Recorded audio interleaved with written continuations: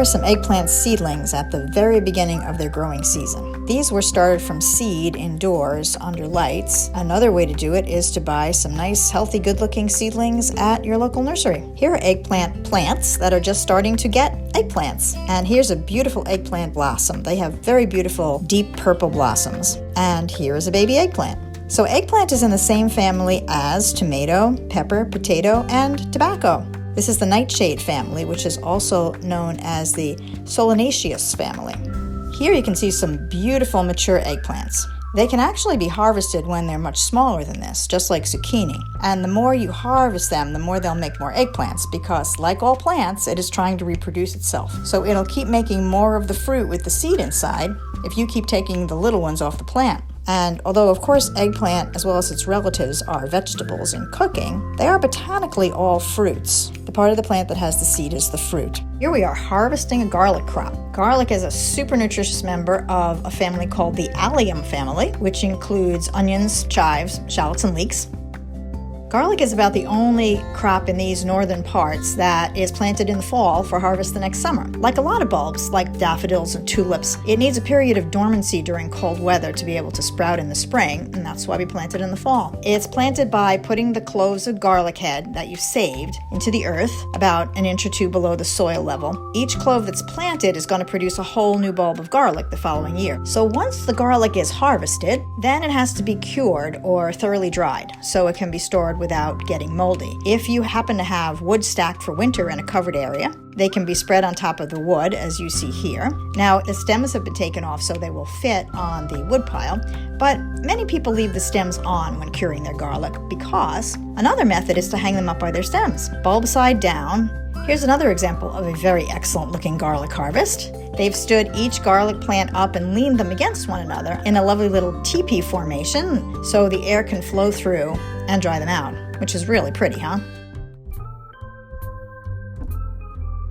Eggplants are low in calories, high in fiber, and are a great source of a lot of nutrients like vitamin A, vitamin K, folate, and potassium.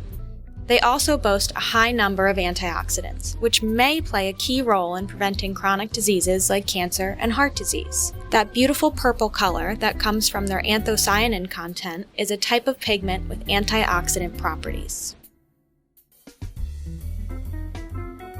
Here's our ingredients for a super simple baba ganoush recipe, or you can just call it eggplant dip. There are so many variations of baba ganoush, you can really make this your own with whatever ingredients you have on hand. But our basic recipe uses 2 large eggplants, 2 garlic cloves, 4 tablespoons of tahini paste, 1 tablespoon of lemon juice, and some salt.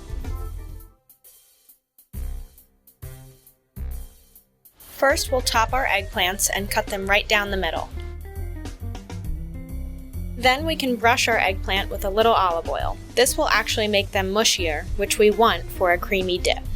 Now we can pop them in the oven at 425 degrees for about 20 minutes. Now we can take our 2 cloves of garlic and mince them while we wait for the eggplant to cook.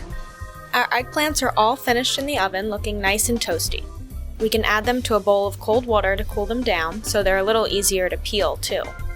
Here's our tablespoon of lemon juice.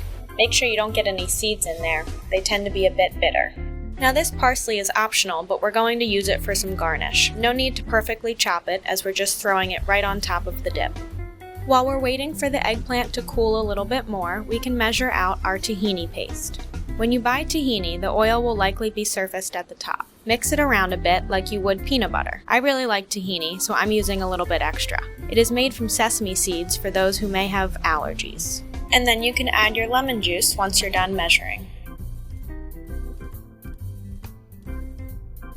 Now that our eggplants are nice and cool, you should be able to peel them fairly easily. If you can slip your thumb in between the skin and the eggplant meat, it comes off a lot better. You can chop up your eggplant into chunks if you plan to use a food processor, but I would try to chop it even smaller if you plan to use a fork or a spoon to mash them up.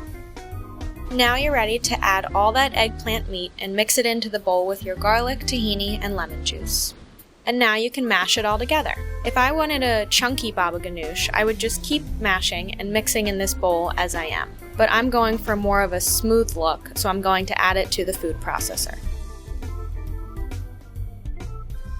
And there you have it. You can see our dip in the middle looks creamy, and I threw some parsley on top. If you want the traditional smoky flavor, you can grill your eggplants or add liquid smoke. I didn't do either just to keep it simple. I could add Greek yogurt for an even creamier dip, or maybe some red crushed pepper for some spice. There's so many variations, you really can't mess it up. I'm serving my dip with some raw carrots and pita bread. I have some lamb and roasted cauliflower on the side as well.